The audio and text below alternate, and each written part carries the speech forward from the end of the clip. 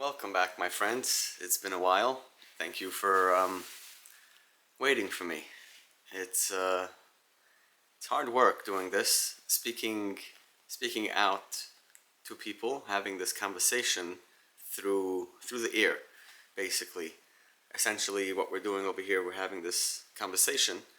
When you're listening to this, you're just taking in my words, allowing it to build in your mind, and it has to come from a place where there's some clarity. And when clarity goes away, we it's hard to talk. I want to say a point, but I keep on getting stuck.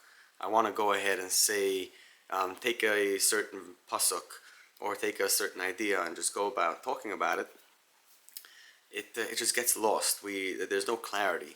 There's no, like, there are clouds. You're trying to pass by and you're just getting stuck. And we wait for a moment of clarity, and when that moment of clarity comes, we jump on it. We go and do it. We shouldn't let moments of clarity pass us by. When you feel that you're going on this good path, you're doing okay, really stick to it. Jump into it. Go and do something about it. Don't just let it pass you by. When you feel like you're having a good day and things are looking up and you're whistling to yourself and you're just, tapping your toes and fingers. Such a day, do something good. Really, seize the moment. Is it speaking over here, opening the camera, and saying, "Hey, I'm feeling good. I have an idea. Let me sit down. I feel open. Let me talk." Do that with your relationships. Spend time with your kids. Now that you have that clarity, use it. You're in a place where you're just good to any situation. So why not put yourself into the best situations that you possibly can? So that's where I'm holding a little. I know Yom Tov is a very big up, and then there's the crash when it falls down, and it's like you built and you built, and then there's just the climax makes you tired. You just fall back and say, "I'm done." And Rebbe Elamelech of Lizensk says exactly this. He says the whole week is a build-up of the neshama, and then comes Shabbos, and Shabbos is when we crash, and it's Yom, we kivoy Shabbos, we just relax. There's no more work to do. It's just sit back and let it all be. And so after Yom Tov, we build up, and then there's this big crash. It's like, oh, where am I? What am I doing? Getting back into the schedule. It's a lot to take in. And when we get a moment of clarity, it's just good. It's just, wow, okay. I made it back. I made it back to this stage in life, and I'm suddenly starting to remember how it feels to have good moments. I'm like, I remember how this felt. Why can't I do this every day? Why can't I get myself to remember those good moments while I'm going through this downtime? Going through this downtime and things are just not looking up, and I can't clear my head. Why can't I just take myself?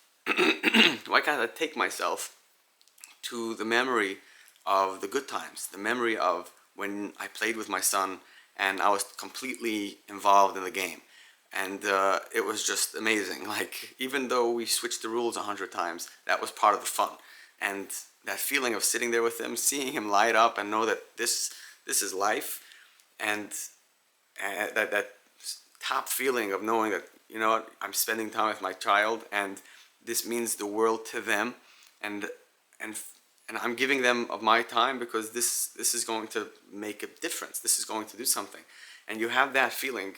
Why can't I remember that feeling when I'm in the down? And it's hard. It's hard to remember the feeling. We forget. We forget how we feel, and that's what we say about Hashem. Hashem's thoughts are not like ours. Hashem thinks this way. He could have the sadness and the happiness both together. And no matter what you're going through right now, He remembers everything that went on in your life at all times. Even when we feel down, He sees all the good, and He sees the good of the future. He sees the ultimate goal of us, and He sees how we're going to be. So He's never going to let us fall. And so that's just an interesting connection. But we forget. We can't remember everything at all times. We forget about these good moments. It's very hard to remember. Which brings me to the current events, which is also an interesting factor in the things that I've been listening to and the things that I've been consuming. The feelings of those things, right? You listen, you're busy in politics, it's a week before the election, and you start thinking to yourself, is he going to win? Is he not going to win? Is she somehow gonna have millions and millions of votes just pour into her, and there's going to be this total like influx of people that suddenly last minute voted for the underdog? Like last time, it's crazy. You start thinking about the difference between truth and lies when you see it clearly in front of you. It doesn't have to be proven by the censorship. It could be proven by the things that they do with kids and with the whole gender issue, and then you could see that they are the ones creating the entire race conversation. It's like there's this thing that if you don't want something to be talked about, should you argue about it, or should you just not talk about it? That's the question. Should you argue about it, or should you not talk about it?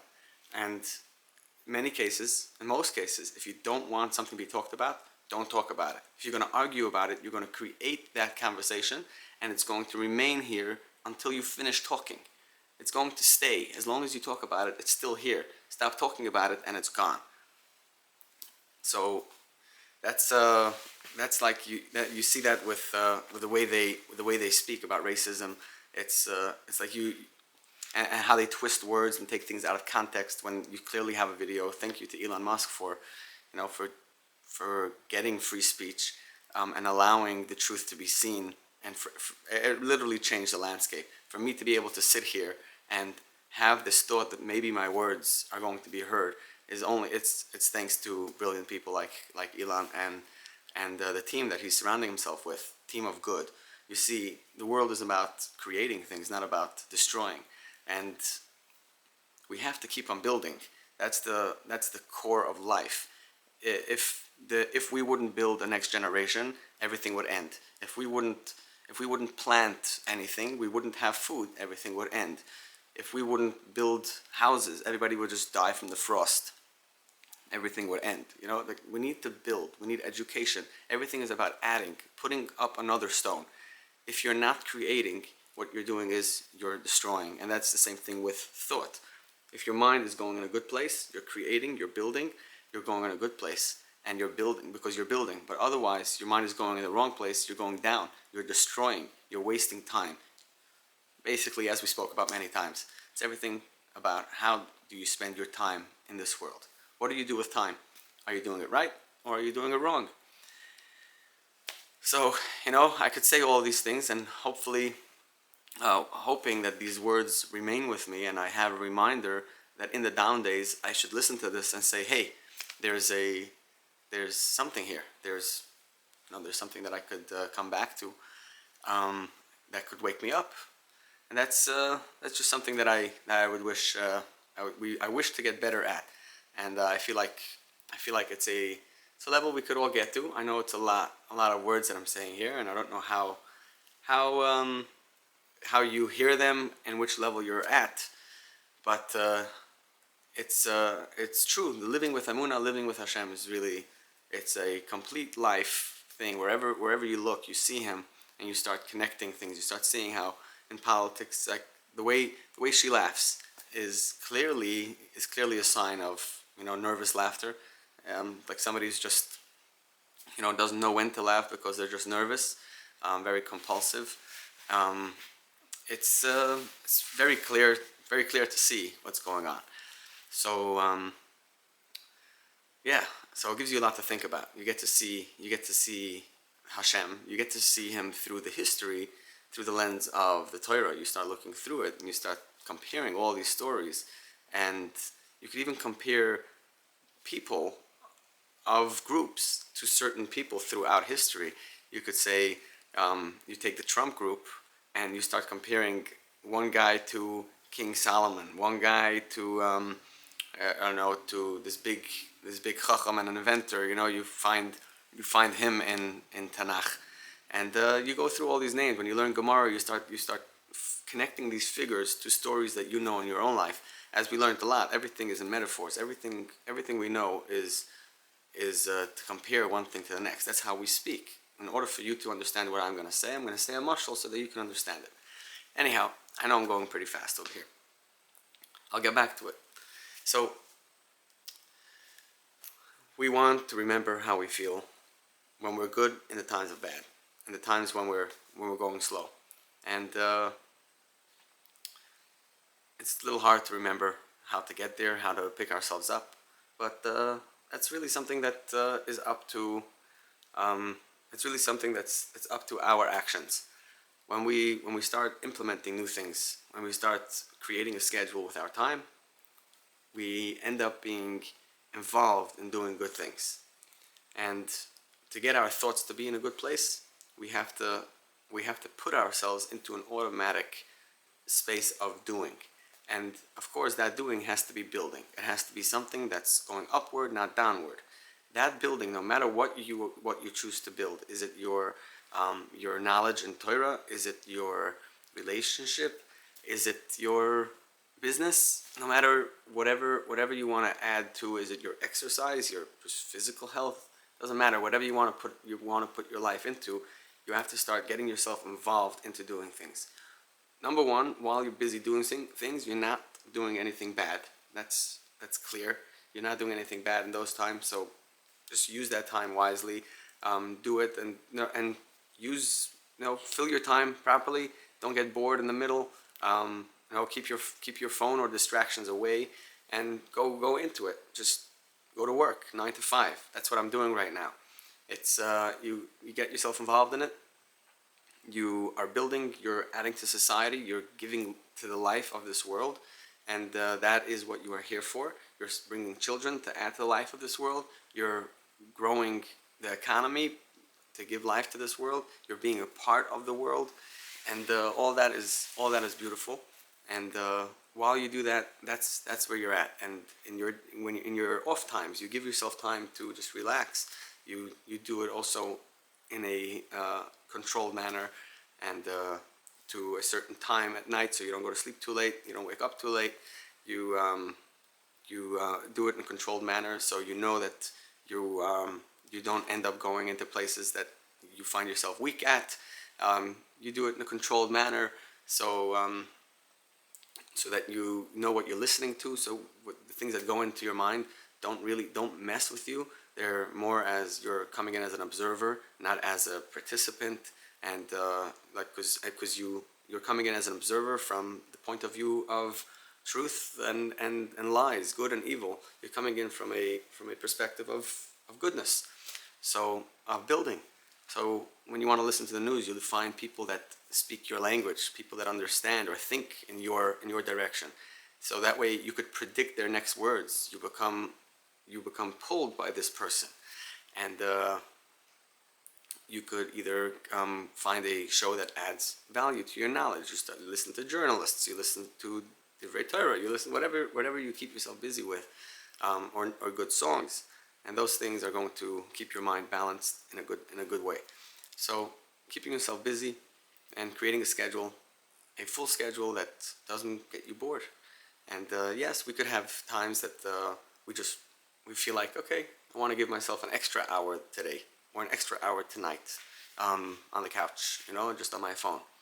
And you want to do that. You want to give yourself that permission. You have to know what you're going to do in that time as well. You have to set yourself up and say, okay, if I'm going to take an extra hour, is it going to be just streaming 3 episodes, or am I going to maybe listen to a podcast, or maybe call a friend, or what is it going to be? Working on an old project, catch up with a parent. What is it going to be?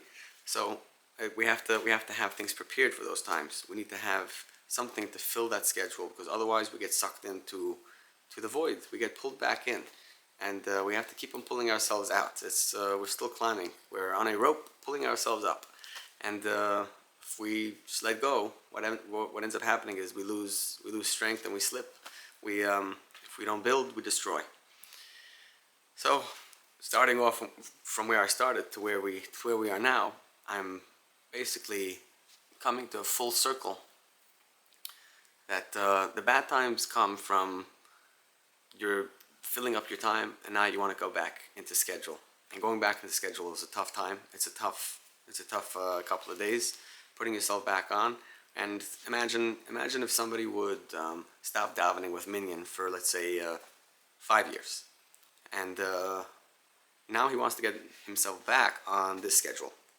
You would say he probably needs a good solid 6 weeks for to say, wow, this is broken in. He's going to be waking up from now on, right? Of course, there are many things. You need to have a reason to wake up. You need things for the rest of the day. But to get back on schedule, it requires a couple of weeks of just putting it back in. Over here, since we're just going back to a schedule from a month ago, we just have to break it in. It takes a day or two. It's like just get back into it, push yourself into it, and by day two, it's already, you already know your route, your way to the coffee shop, and things are already looking up. So because we have a hard time going back to schedule, we just drop into this place where it's just, I still don't know how to do things, so we end up not knowing what to do in those times, and we end up falling, we crash. So it's a good thing to have had this conversation with myself and with you. Hopefully it's not information overload, but if you enjoy this, we could do this more often. This is like a personal diary. Feels good. It actually does very much. So I encourage you to do the same. Have such a conversation. Let it all out. So yeah, will I remember the good feeling of the good times? I think if I keep myself busy, I could achieve that. All right, that's my piece. Thank you so much. I'll see you next time. Be well.